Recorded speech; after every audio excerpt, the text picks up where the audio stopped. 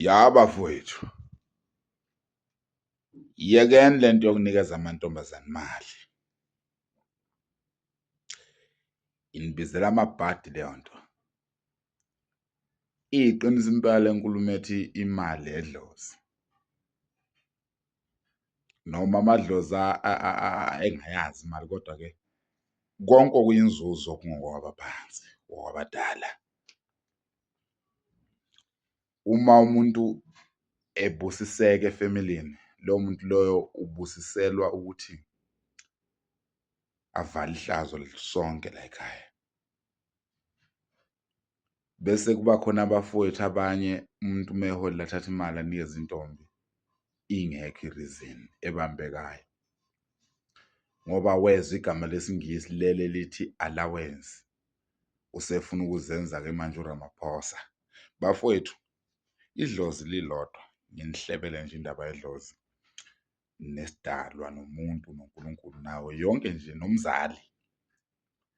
Umzali uma ekuzele bese kubona uthatha imali unikeza umuntu angamazi nokuthi nihlanganisani, nawe ongazi nokuthi-ke lo muntu lona uzovuka eyini yakho kusasa. Laba abantu baye bengaphatheki kabi. Ngikhuluma mina ngomuntu okuzele, you understand? Kangakanani lo muntu uma engasekho la emhlabeni,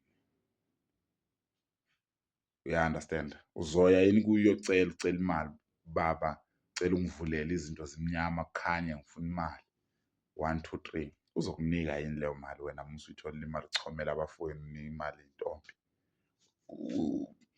Idlozi lizokunika yini leyo mali? uNkulunkulu uzophinda akunikeze yini leyo mali noma leyo nzuzo? Uzoba nenkinga.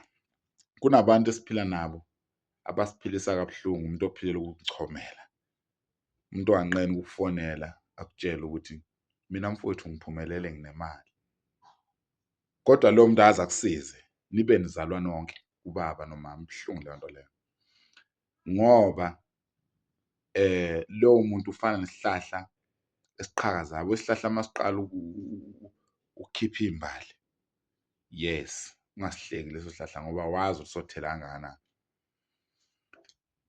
Uma usuphumelele wena ohlekwayo, kuye kuvame ukuthi-ke manje kuthiwe uyathakatha ngoba kusuke sekubonakala i-revenge leso sikhathi, kanti lutho. Yami-ke i-advice iyodwa, uma kuwukuthi wabhekana nesimo sokuthi uyachonyelwa, uphiliswa kabuhlungu abantu abathile abanemali basefemelini, keep trying, kolunga. Uma sekulungile, ungabi isiyoyoyo, musa ukuba yisilima-ke manje, usufuna ukuthi-ke unelise wonke lo muntu, ubabonise ukuthi kuphilwa kanjani.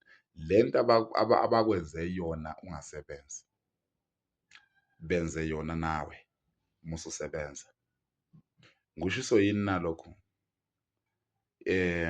Bafowethu, umuntu uma engenabhalansi, umfundise ibhayisikili, asikho isidingo sokuthi umbambele isihlalo aze ayofika la aya khona. Umuntu uma umfundisa ukugibela ibhayisikili, uye ubambe kancane, uma ubona ibhayisikili seliyahamba bese uyamdedela ukuthi uyawa noma wenze njani la aya khona. Awuhlangene naleyo nto. Umuntu uma ekunikeza i-pressure yokuthi hlukumezeka, uyakulola lo muntu lona, uyakushisa, ukwenza ukuthi kuphume lento okuthiwa u-pure, you understand? Uyakushisa lo muntu lona, ukhipha unqo kuwe, uyakuqinisa. Uma usuqinile, musa phela nawe ukuzithambisa. Usufuna ukuphila impilo ongayazi, phila yona le yokuqiniswa, yona le oyijwayele, abakufundise yona la ekhaya. Uma usunemali, nizobona izophela lento yokuhlukumezana nokubukelana phansi, nibe nizalwa umama munye, niphume esendeni linye, senibukelana phansi.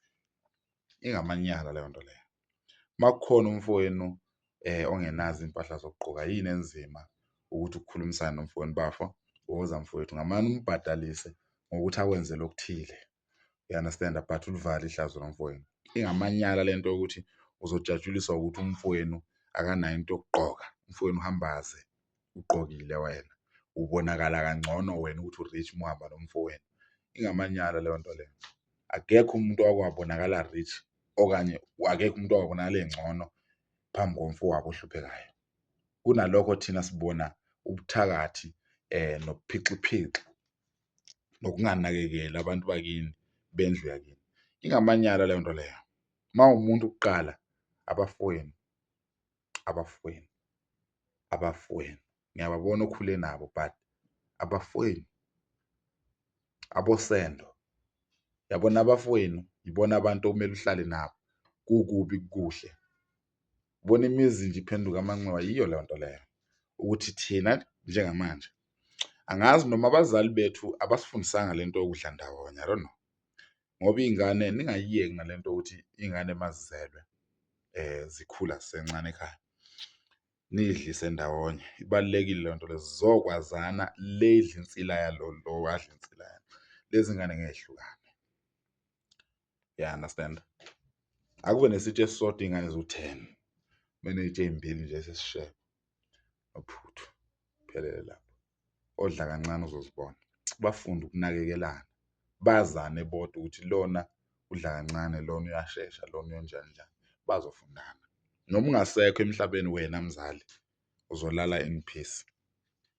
Ngoba enye into eyenza ukuthi ubuthakathi bungapheli yiyo lento yokuthi nisaphila ninabazali, nisibonisile ukuthi nithanda bani kithi, nasibonisa ukuthi ubani animfuni, kuze kwenza ukuthi abanye abazali, abantu abadala abazali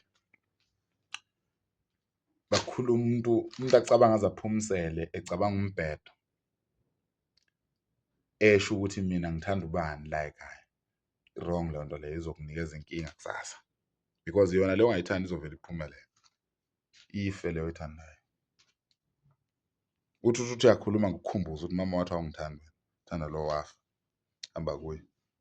Leyo nto leyo imbi kakhulu. So bafowethu, iy'ngane mani nizikhulisa, noma ungayithandi ingane, ungayibonisi, uzoba ne-problem kusasa. Uzovuka uyithakatha le ngane. Mawuthi umfana izovuka uyithatha umfazi ngoba ifuna uma wayo, ifuna uthando le ngane. Uma uthi intombazane izohamba iyokwenda ikushiye ngoba wena wayibonisa ukuthi awuyithandi la ekhaya, uyayikhetha. Sure, sebenza ingqondo.